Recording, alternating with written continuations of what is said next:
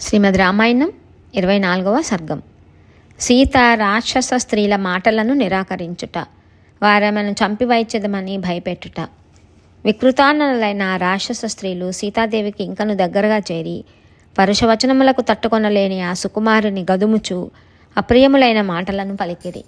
ఓ సీత, రావణుని అంతఃపురము అందరికీ ఆహ్లాదకరమైనది, అత్యుత్తమములైన తల్పములతో వెలసిల్లుచున్నది.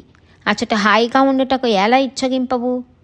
మానవకాంతమైన నీవు మనుజునకు భారీగా ఉండుటయే గొప్పగా తలంచుచున్నావు. నీవు ఎన్నడూనూ ఏ విధముగానూ రాముని చేరజాలవు కనుక ఆయన నుండి నీ మనస్సును మరల్చుకొనుము. రాక్షసేంద్రుడైన రావణుడు ముల్లోకముల యందలి సర్వసంపదలకును అధికారి. ఆయనకు భార్యవై హాయిగా విహరింపము. ఓ మంగళస్వరూపిణి, పూజ్యురాలా, నీవు మానవకాంత ఒకటచే మానవుడైన ఆ రామునే కోరుకొనుచున్నావు. కానీ అతడు రాజ్యభ్రష్టుడు, ఏ కార్యమును సాధింపజాలనివాడు, పైగా శోకాకులుడు. పద్మనయన అయిన సీతాదేవి రాక్షస స్త్రీల మాటలను వినినంతనే ఆమె కన్నులు అశ్రుపూర్ణములు కాగా వారితో ఇట్లనెను. ఇచ్చట చేరిన మీరందరూ నాతో నుడువుచున్న విషయము లోకనింద్యము. మీరు పలికిన ఈ పాపవచనములు నా మనస్సునకు ఎక్కుటలేదు. మానవకాంత రాక్షసునకు భార్య అగుట తగదు. మీరందరూ కలిసి మీ ఇష్టానుసారము నన్ను చంపి తినివేయుడు. అయినను మీరు చెప్పినట్లుగా మాత్రం నేను చెయ్యను.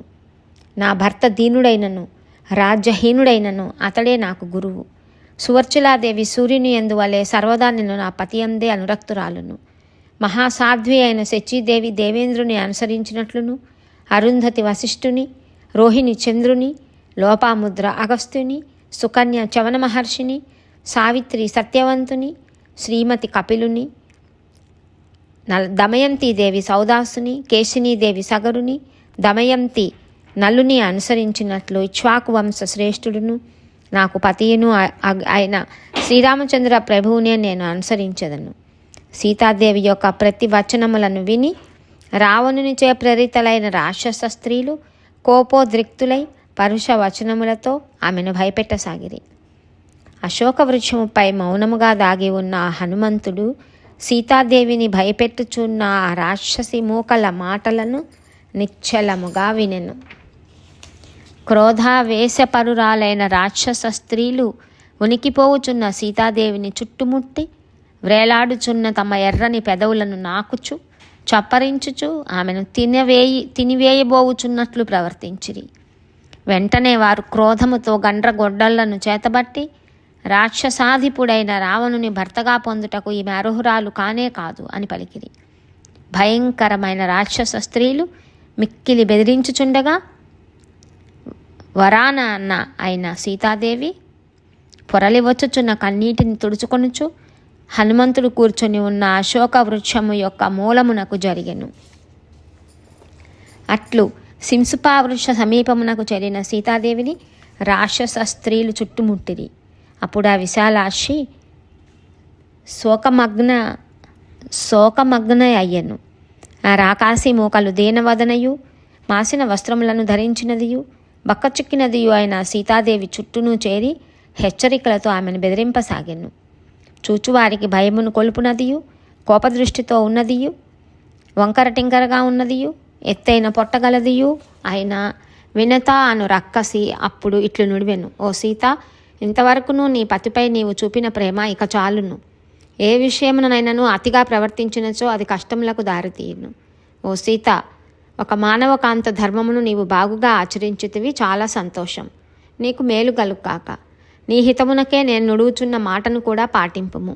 రావణుడు గొప్ప పరాక్రమశాలి, మిక్కిలి రూపసి, భోగానుభవమున దేవేంద్రుని వంటివాడు, కడు సమర్థుడు, త్యాగశీలుడు, అందరికీ ఆనందమును కూర్చువాడు. అంతేకాదు అతడు రాక్షస ప్రభువు. అట్టి రావణుని నీవు భర్తగా సేవింపుము. మానవుడు దీనుడు అయిన రాముని త్యజించి రావణుని ఆశ్రయింపుము. ఓ వైదేహి, నేటి నుండి దివ్యములైన మైపూతలతో అమూల్యములైన ఆభరణములతో వెలుగొందుచు ఓ మంగళస్వరూపిణి, అగ్నిదేవునకు స్వాహాదేవి వలె దేవేంద్రునకు శచీదేవి వలె నీవు రావణునకు భార్యవై సర్వలోకములకును రాణివగుము. దీనుడైన రాముడు ఆయువు తీరనున్నవాడు. అటివానితో నీకేం పని? నేను చెప్పిన ఈ మాటలను నీవు విననిచో మేమందరం ఈ క్షణముననే నిన్ను భక్షించి వేయగలము. వేలాడుచున్న స్తనములు కలిగిన వికట అను మరి ఒక రాక్షసి కుపితయై పిడికిలి బిగించి సీతను భయపెట్టుచూ ఇట్లు పలికెను. ఓ సీత, నీవు బుద్ధిహీనురాలవు. ఇంతవరకు నువ్వు మాకు అప్రియమైన మాటలను ఎన్నో పలికితివి. అయినను నీ మీద జాలిపడి మంచితనముతో వాటినన్నింటినీ సహించితిమి. ఓ మైథిలి, కాలానుగుణముగా నీకు హితకరమైన మాటలనే మేము పలుకుచుంటిమి. వాటిని నీ వినుటలేదు. సముద్రం యొక్క ఈవలి తీరమునకు నీవు తీసుకొని రాబడితివి. ఇతరులెవరునూ ఇచ్చటికి చేరజాలరు. ఓ మైథిలి, శత్రుభయంకరమైన రావణాంతపురంలో నీవు ఉంచబడితివి. రావణ గృహమునందు బంధింపబడిన నిన్ను మేము కాపలా కాయుచుంటిమి. సాక్షాత్తు ఆ దేవేంద్రుడు సైతం నిన్ను రక్షింపజాలడు.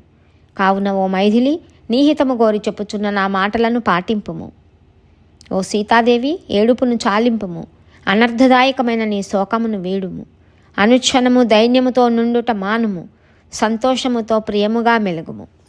భయ స్వభావము గల ఓ సీత, స్త్రీల యవ్వనము స్థిరముగా నిలిచి ఉండదు. దాని శోభలు క్రమముగా క్షీణించును. ఈ విషయమును నీవును ఎరుగుదువు. కావున నీవు రావణునితో హాయిగా రమింపుము. నీ యవ్వనము జారిపోకముందే సర్వసుఖములను అనుభవింపుము. ఓ సుందరి, ఇత్రికూట పర్వతమునందలి ఉపవనములలో రమ్యమైన ఉద్యానవనములలో రావణునితో కూడి నీవు విహరింపుము.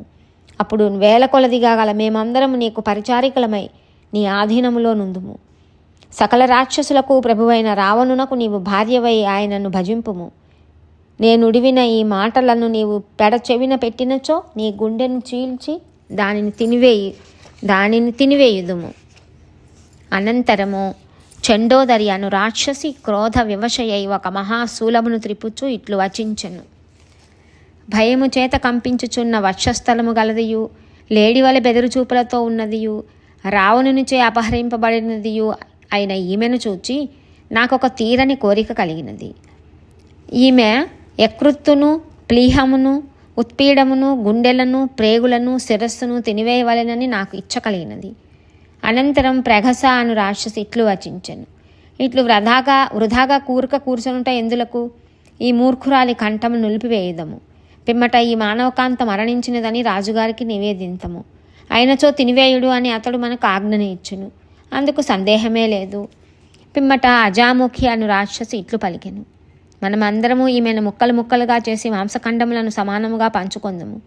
ఈ విషయమున అంతగా వివాదపడుట నాకు రుచింపదు. త్వరగా మద్యములను అనేక విధములైన లేహ్యములను సమృద్ధిగా తీసుకొని రండు. మనము విందు చేసుకొందము. పిదప శూర్పణఖ అను రాక్షసి ఈ విధముగా నుడివెను. అజాముఖి చెప్పిన విషయము నాకును సమ్మతమే. శీఘ్రముగా మద్యమును కొని రండు. అది అన్ని విధములైన మన బాధలను దూరం చేయును. నరమాంసమును భక్షించి నికుంభిలాదేవి లంక యొక్క పశ్చిమ ద్వారమునందలి భద్రకాళి నికుంభిలాదేవి తృప్తికై నృత్యములు చేయుదము. ఇట్లు ఘోర రాక్షస స్త్రీలు భయపెట్టుచుండగా దేవత వంటి ఆ సీత ధైర్యమును కోల్పోయి వికలయై ఏడవసాగెను. ఇత్యార్షే శ్రీమద్ రామాయణే వాల్మీకియే ఆది కావ్యే సుందరకాండే చతుర్వింశ సర్గః. వాల్మీకి మహర్షి విరచితమై ఆదికావ్యమైన శ్రీమద్ రామాయణం నందలి సుందరకాండమునందు 24వ సర్గం సమాప్తం.